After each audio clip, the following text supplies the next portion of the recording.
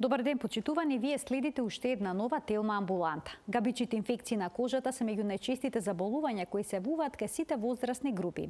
Како изгледаат габичите инфекции на кожата, косата и ноктите и во што се состои нивното лекување? Разговараме со професор доктор Андре Петров, дерматовенеролог во Аџи Бадем Систина. Разговорот ќе го проследите по рекламите. Се гледаме набрзо во студиото со гостинот.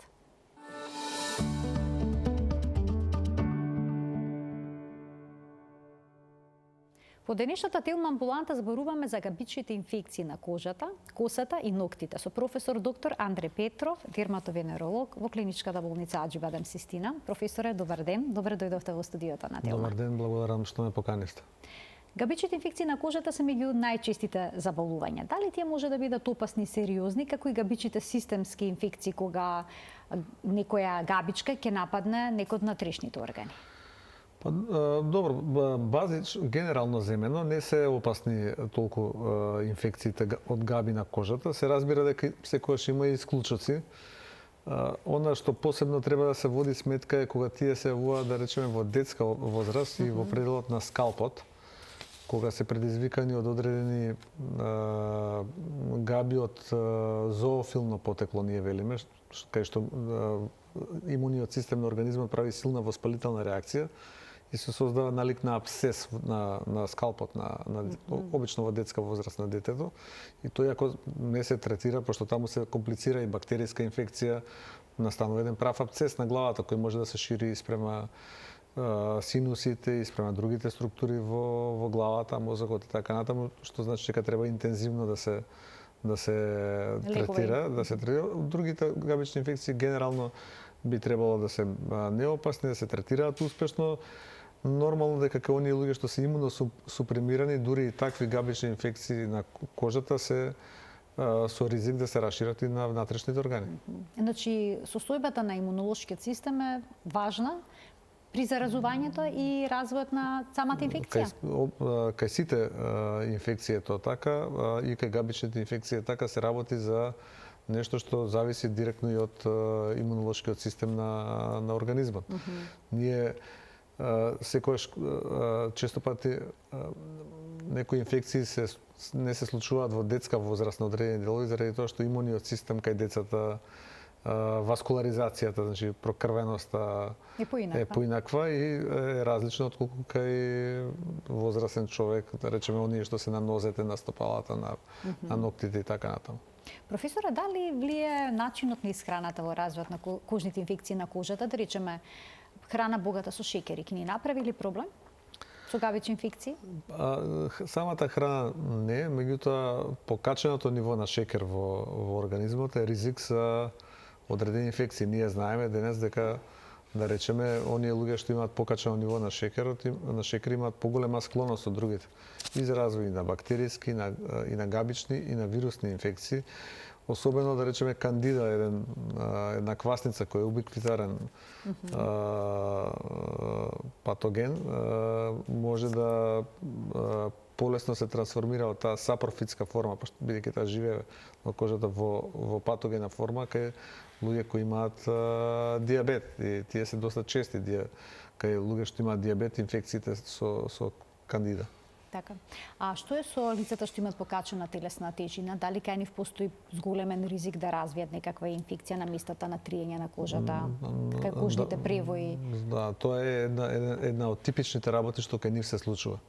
Луѓето што се со зголемена телесна тежина, со обезитас, односно со оние фалти што ги прават на некои делови од телото, може да развијат инфекција во тој дел. Тие прво развиваат дерматит. Од самото триење, од таа фрикцијата се јавува дерматит на површината. Распукува кожата и се јавува црвенило и таа е влезна врата да се јават тука и габични инфекции и друг вид на инфекции. И тоа е доста често пределот на стомакот, на долниот дел на абдоменот, помеѓу нозете. Доста е често исто така кај подградите, кај особи со поголеми гради, од тоа триење што се јавува тука под градите, влагата, потењето и така натаму. Тоа се ризик фактори за да се развијат дел од тие габични инфекции и затоа ние кај она што вообичаено советуваме да се трудат луѓето, пациентите да избегнуваат долготрајно влажење во тој предел преку соодветна облека, преку често туширање, преку понекад ставање и на памучни гази под градите или во долниот дел на абдоменот, особено за да се спречи тоа директно триење на површина од површина. А што е со антибиотиците? Знаеме дека кога пиеме антибиотска терапија, понекогаш можеме да си создадеме проблем со цревата, кај жените да се јават генитални габични инфекции. Дали истиот проблем може да се јави и со кожата, ноктите, косата? Најчесто се јавуваат на слузниците тие, најчесто на слузниците, дали на вусната слузница, дали на гениталните органи, кај мажи и кај жени. Кога се користи долготрајна антибиотска терапија, тоа е еден од ризиците, бидејќи на некој начин се стерилизира онаа флора која не штити од нападот на овие патогени квасници и тогаш се јавува најчесто таа кандида инфекција за која јас пред малку зборував, која може да се јави на сите слузници, но може да се јават и на кожата, може и на ноктите да се јават. Тоа не е исклучено. Особено луѓе кои имаат долготрајна имуносупресивна терапија, да речеме, примаат цитостатици или некои за автоимуни болести некојаш терапија, знаат на ноктите да развијат габични инфекции. А како се заразуваме со габичките? Па како дел се ендогени кои живеат на нашата кожа и се трансформираат од сапрофита во сапрофитна во патогена. Значи, нашата нормална флора, така? И во одреден момент почнуваат да се размножуваат? Во одреден момент дел од нив знаат да се претворат во патогени. Дел можеме да ги добиеме од некој човек со кој сме имале контакт. Дел може да ги добиеме од домашно милениче. Зависи за каков тип на инфекција се работи.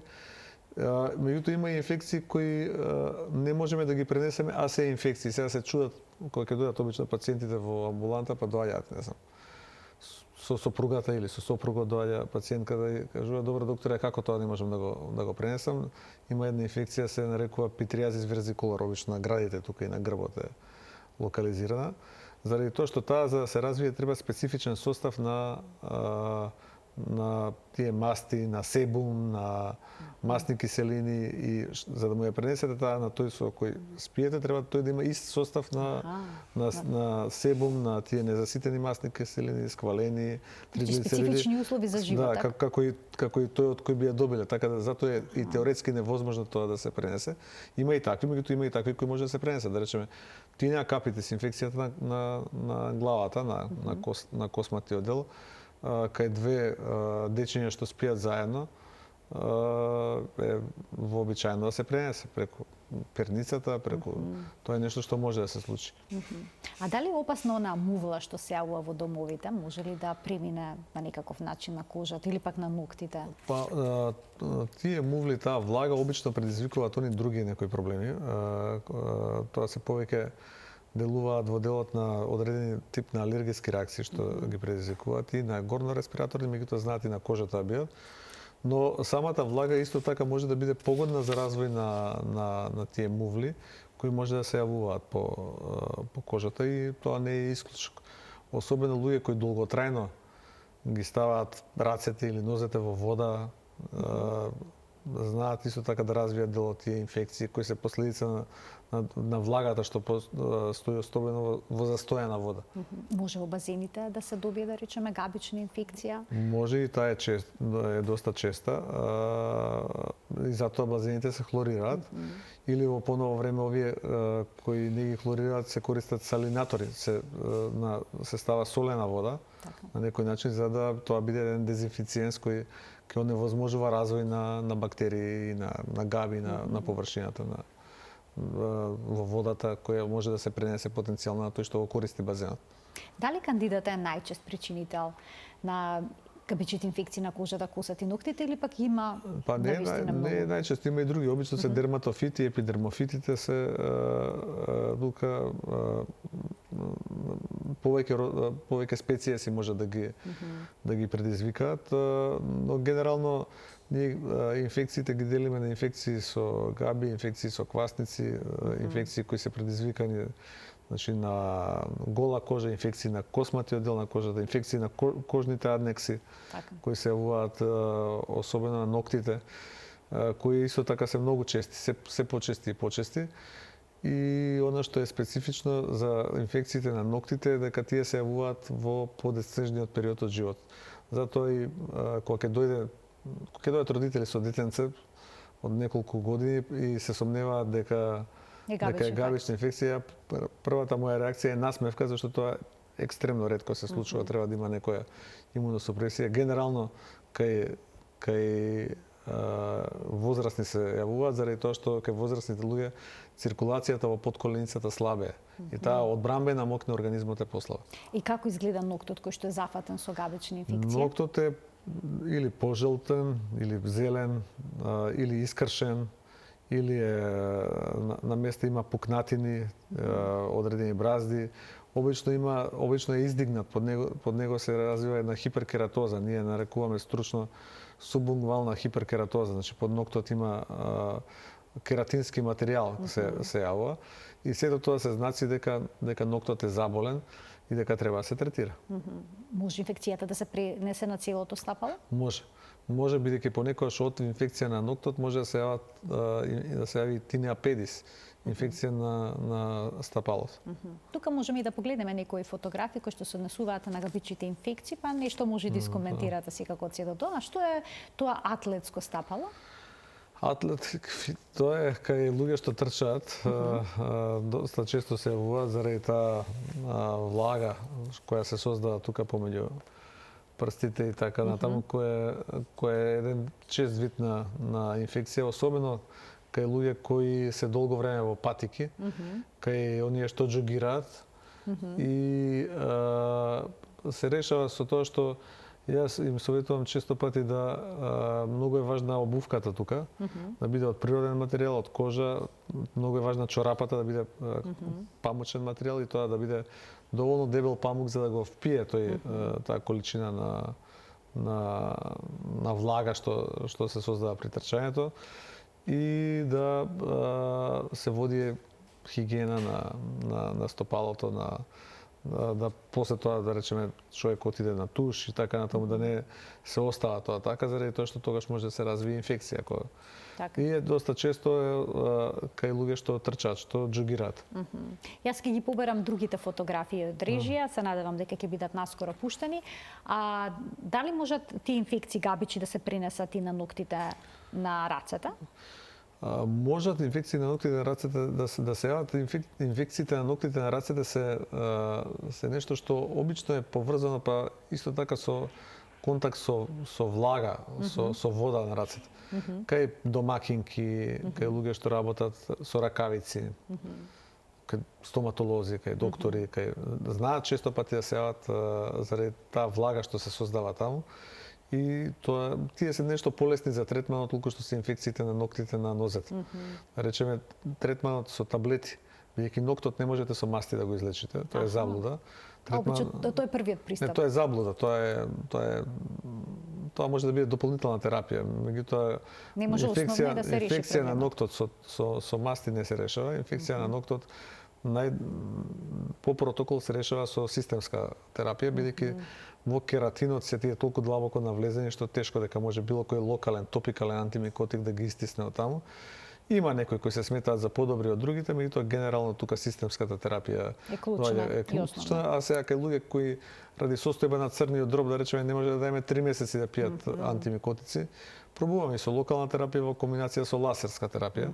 Ласерите исто така во поново време се смета дека може да ги топат овие врз база на нивниот термален ефект габични колонии и на тој начин да доведат до излекување на ноктот. Претпоставам дека е потребно некој специјален педикир за да се исече ноктот, да се отстрани. Не само тоа, ние им советуваме на дел од луѓето кога доаѓаат да речеме на ласерски третман на ноктот за габична инфекција, претходно да ги застругаат малку ноктите за полесно да навлезе турпија, за да се оној површен слој да се тргне со габите и полесно да навлезе ласерската енергија внатре во ноктот.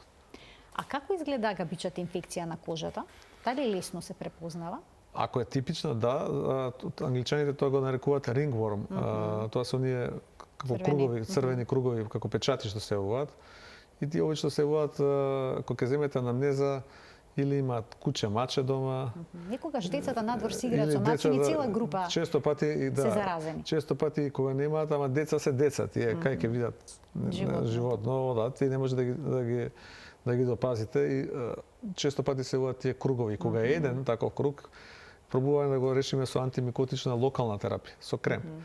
Меѓутоа кога се веќе повеќе кругови, во обзир доаѓа да се даде и системска терапија за да Дури кај деца? Да, и кај деца од 2 години натаму се дава. Бидејќи упорни се тие инфекции. Затоа што знаат да се рашират. Ако е еден круг, вие може да го или два мачкате некој крема, а ако сеат 5-6 кругови, вие може да мачкате, може да се яви некој на друго место, затоа подобро да дадете системски антимикотик да се пие. Белите флекички на кожата, дали се габични инфекции или пак можеби витилиго? Тоа е една дилема. Вечна дилема, дури и за докторите, голем дел и доктори ја грешат. Зависи, прво е битна локализацијата. Ако е нешто што е локализирано на градите и грбот и се пошироки, да кажам, бели флеки, кои помеѓу себе се спојуваат, ние велиме конфлуираат, тогаш шансите да тоа е витилиго се многу мали. Се работи тогаш во тој случај најверојатно за една болест која се нарекува питириазис верзиколор, кај што таа се нарекува верзиколор зашто може да бидат бели па да ја менуваат бојата во црвени па во кафени, заради тоа се вика верзиколор. Ако има бела флека што е на како точкаста дамка на друг дел од телото, тогаш може да не е ни едното ни другото, ниту да е габична инфекција, ниту да е витилиго, туку да се работи за болест која се јавува со старење на кожата. На леукодерма која се јавува заради влијание на сонцето, заради старењето на кожата, што е доста често за депигментација, манифестација на сувост на кожата, манифестација често е кај луѓе што се постојано на сонце. И ако се работи за бели флеки кои се јавуваат околу очите, околу устата, околу гениталите, околу брадавиците на градата, тогаш шансата да е околу прстите на рацете, шансата или нозете да е витилиго е многу поголема.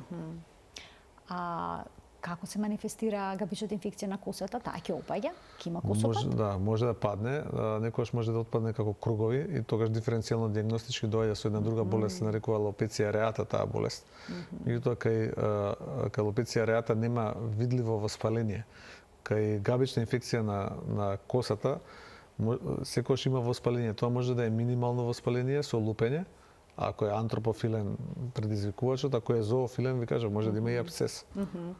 Еве некои од фотографиите кои што укажуваат на габични инфекции на кожата. Со тоа што ова треба и диференцијално дијагностички стојат и други работи. Не мора да значи дека е габична инфекција, така? Значи не мора да значи, може да е. Тешка ли е дијагностиката? Професорот, знаат да бидат габичните инфекции, знаат да бидат диференцијално дијагностички со многу работи да дојдат. Така да кај габичните инфекции треба да се биде доста внимателен, затоа што може да сгрешите. Се прави едно едноставно испитување, се гребе од површината на кожата, на предметно стакло се ставаат неколку капки од калиум хидроксид и потоа се гледа под микроскоп за ако се видат тие мицелиумски елементи, значи тие делови од габите, спори, хифи, тогаш може да се претпостави дека се работи за габична инфекција.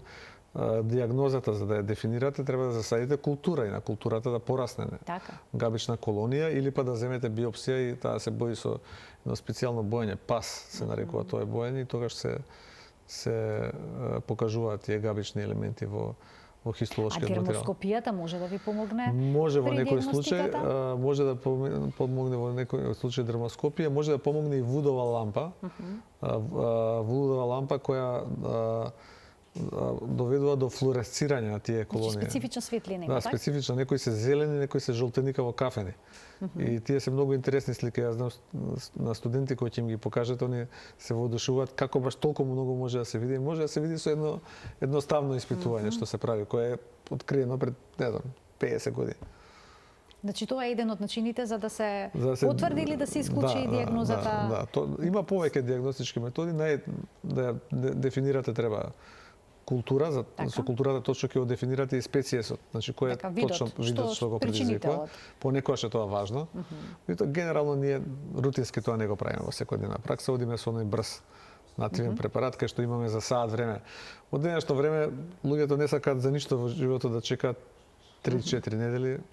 Ако можат побрзо, се сакаат побрзо и тоа е начинот како да побрзо се функционира во ова време на максимална брзина. Ќе ги поканиме гледачите од овој момент да се вклучат во денешната телма амбуланта со нивни прашања, почитувани, емисијата е контактна. Дали овие инфекции се развиваат брзо или споро и кога ќе дојдат пациентите кај дерматолог, дали обично болесте во напредната фаза или пак успевате да ги фатите почетоците, зачетоците на инфекцијата? Обично доаѓаат луѓето на време, значи здравствената култура на населението е многу крената и кога ќе видат дека нешто ново се случува, се развива, луѓето доаѓаат на време. Сега има и кај инфекции на ноктите обично нешто што траело со години, па се зафатени повеќе нокти, ама тоа се ретки случаи. Генерално голем дел од луѓето доаѓаат на време, се третираат работите и може да поминат. Голем дел пробуваат да прескокнат некојаш, да речеме, кој има инфекција на ноктот, ќе отидат директно на да го извадат ноктот, биле кај некој хирург го извадил ноктот, ама самото вадење на ноктот не значи дека вие со тоа сте го решиле проблемот. Затоа што вие базата, коренот е контаминиран. Значи не е исто дали зараснат ноктот или дали инфициран со гавичка. Не е исто. Они често пати знаат да го толкуваат тоа, така еве го извадивме ноктот, заболен и сега новиот нокт ќе расте здрав. Нема да расте здрав.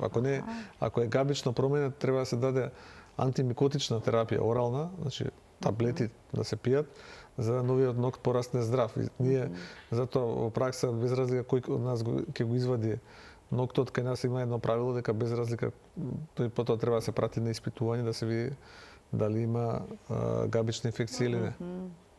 А кога има габична инфекција на ноктот, подобро е да се извади па да се лекува или пак зависи. да Тоа е проценка на докторот. Ако ноктот може да се спаси и да израсне сам, секогаш е тенденцијата да не се прават радикални мерки. Значи имате нокт кој е габично изменет, кој гледаме неколку нокти тука што се габично изменети, кај што може со терапијата ноктот да почне да расте здрав. При тоа треба да го припремите пациентот, да му кажете дека ноктот не може да порасне здрав за 5 дена. Или за 10 дена. Особено ногата ноктот расте 1 година. Значи сега треба тоа е постепен процес кај што треба да дадете време за да излезе да бидете трпеливи, да излезе здравиот нокт. И таа е работа која може да биде направена само со орална таблетарна терапија. Меѓутоа, ако ноктот е деформиран целиот, ако е искршен, ако тој му пречи на новиот нокт да порасне, ако е враснат, ако е толку деформиран да едноставно ви представува пречка и при функционирањето, тогаш треба да се извади. Во тој случај подобро решение. Да, тогаш треба да се извади, меѓутоа после тоа да се провери дали е инфициран и врз база на тоа да се одлучи дали ќе се даде терапија или нема да се даде терапија. Ќе вклучиме гледач, ќе му дадеме предност. Добар ден. Добар ден. Добар ден. Повелете, во програма сте. Имам едно прашање до докторот, ќе ве молам. Така, повелете. На косата ми се појави веќе втора година така една нерамна површина, да кажам, околу сантиметар квадратен, и на фризер тоа ме приметија како расте и ми рекоа дека тоа секако е габична инфекција. И јас на доктор не се јавив, меѓутоа од што ми кажава некој што имава таков проблем, рекоа дека тоа опаѓа голесно со 3 хлор оцетна киселина, значи во пакувањето фармацевски производ, со кој се мачка и се уништуваат тие. Не знам дали тоа помага. Не сум пробала, а ја набавив таа субстанца од Турција. Тоа е едно прашање. А второ прашање, јас сум диабетичар, внимавам многу на прстите, на ноктите, на нозете, меѓутоа бев покрупно еден период и често се потев под градите, меѓу градите, се појавуваше црвенило и почаа да се формираат некои темни, така како израстат, како брадавички, да кажам, потемки, кои при третман со сода бикарбона, со мијење со сода бикарбона, некои за едно недела дена постојано третирање, паѓаат, се откорнуваат, да кажам. Дали е тоа гливично оболење, не знам да ви кажам. Така. Ви интересира зашто се работи во вашиот случај. Ви благодарам за вклучување во програма. Сигурно, доктор, не е едноставно вака преку ова не можам да ви кажам на ова, заради тоа што прво не знаеме што е дијагнозата и да ви кажам да користите нешто да може да бидат бројни различни манифестации на косата што се водат на скалпот. Може да е екзема, може да е псоријаза, може да е габична инфекција, може да се многу работи. И сега затоа треба да види доктор, а ако е габична инфекција за скалпот, тогаш има многу попаметни решенија од тоа што ви го понудиле, може има шампони, антимикотици, има одредени масти антимикотици, има капсули што се пијат како сингл доза единична, една капсула кај испиете само и толку. Ама треба да се види, а ова остатокот што го кажувате, тоа не ми личи по описот на габична инфекција под градите. Тоа веројатно се така како што ги опишувате сега. Не сум видел себороични кератози, ама повторно немојте со сода бикарбона. Има многу поелегантни средства како тоа се решава. Да. Уште еден гледач ке вклучиме. Добар ден за него. Прво поздрав до емисијата, поздрав до докторот. Така, ви благодарам, повелете. Сега сакам да прашам докторот. На нозите на стапалата и зимно време и летно време нон-стоп сум во влечки и нозите ми се нон-стоп потни. И тоа многу потни, дури водени. И второ прашање, на средината на диафрагмата имам како некоја брдавица и неко месечно еднаш ќе ми протече како да кажам гној нешто така. Ако може некој совет? Некој совет за вашата состојба? Малку тешко разбрав. Да, каде ви беше само брадавицата, јас не се слушаше добро. Да. Има некаква брадавица која што разбрав, која што понекогаш од која што понекогаш истекнува содржина како гној, а стапалата многу му се потера. Да, тоа го слушав за стапалата, тоа е вториот дел за брадавицата. Само не можам да разберам точно каде е на за брадавицата, прво од брадавица гној не може да истекува, ако е гној тогаш тоа е некоја гнојна инфекција, од брадавицата може серозна течност. Брадавиците се вирусни инфекции и тие се третираат едноставно механички се уништуваат или со течен азот или со има дури фластери во аптека за брадавици, или со ласер, или со радиобранови. Значи, има различни методи како тоа може да се направи. Но прво треба да се утврди дали е брадавица. Прво треба да се види дали е брадавица. За нозете, потењето, тоа е честа работа. Потењето на рацете, на нозете. Има добри препарати кои се антипреспиранти козметски за во денешно време, а таму кај што потењето е ексцесивно претерано, кај што не може да се контролира, особено под пазови, кој е голем проблем на луѓето, ние ги боцкаме со ботокс. Сега ќе се чудат, може вака луѓето зашто ботокс? Зошто ботокс и како ботокс под пазови? Тој служи за подмладување, ама тој служи и за омлитавување на потните жлезди, да речеме на некој начин, како што ги на лицето ги парализира мускулите за да бидат обтегнати, да нема контракција, така во подпазови, да речеме, или може и на раце и на нозе, ама најчесто подпазови се боцка да се намали функцијата на потната жлезда. Нивната активност. Да. Но може и на дланките да се употребите? Може, сме го нема да се употребували намали активноста на мускулите на дланките? Не, малку е покомплицирано друг аспект, пошто е поболно на има многу нервни завршетоци на раце. Да. Под пазови ништо не боли, затоа прави голем проблем со ние флеки што ги имаат луѓе, особено кај спортисти е тоа голем проблем и голем дел не можам да ги зборувам сега заради дискреција, врвни наши спортисти доаѓаат да тоа го решиме. За решение на проблемот. Само уште едно подпрашање пред да ги вклучиме гледачите, дали стапалата кои што многу се потат се добра база за развој на габична инфекција? Се, затоа што влагата погодува на два начина. Прво е оштетува кожната бариера, а втора работа создава погодна клима за да се развијат дел од тие квасници и мувли за кои зборував. Да вклучиме уште неколку гледачи со нивни прашања. Добар ден. Добар ден за следниот гледач. Дали можеме да го слушнеме? Се исклучи, а дали го имаме и следниот, бидејќи добив знак дека се двајца гледачи што очекуваат вклучување на денешната Телма амбуланта. Добар ден, повелете. Ве слушаме. Ме слушате? Да, одлично ве слушаме, повелете. Вака, имам 7-месечно бебенце. Така. Имам 7-месечно бебенце и под брадичката има црвенило.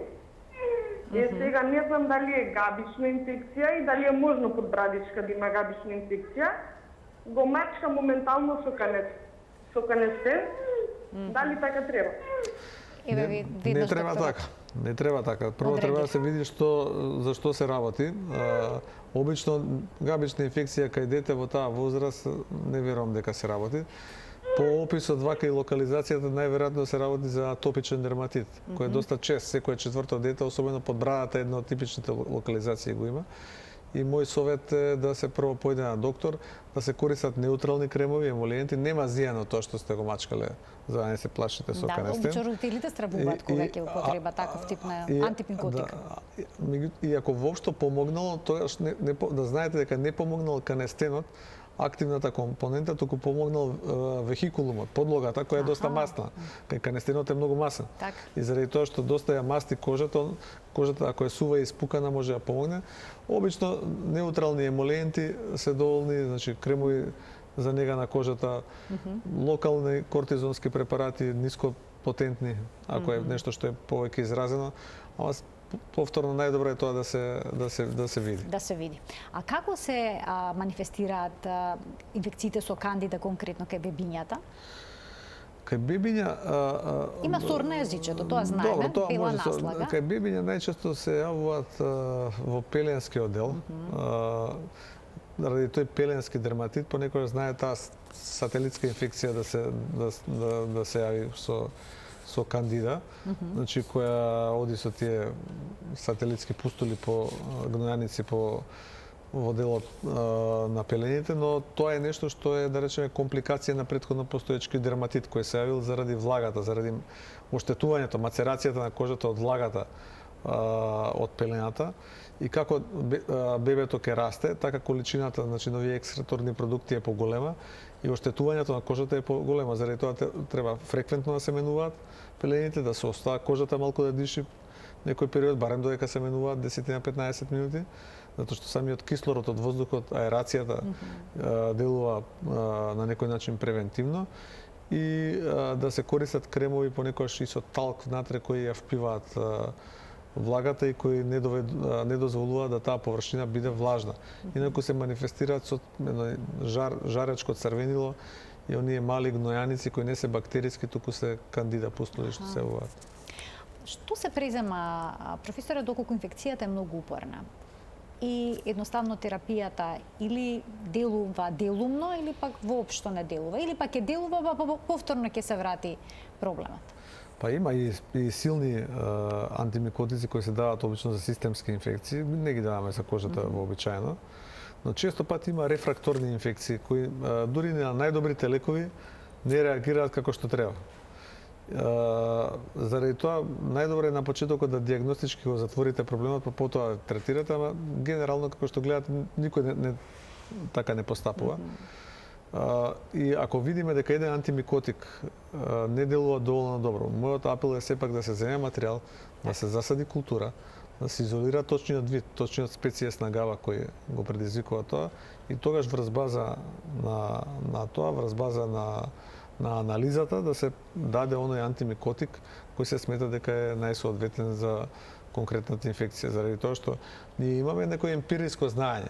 Знаеме што даваме, да речеме, во некој 70-80% ви е доволен само тој нативен препарат да го направите. Меѓутоа во мал процент не е доволно, во мал процент ви треба екзактна дијагностика за да знаете што давате. Дури и тогаш не сте сигурни дека до крај ќе завршите работа и дека препаратот баш ќе профункционира. И тие се 3-4 лека кои се паралели кои може да се даваат тука за такви локации.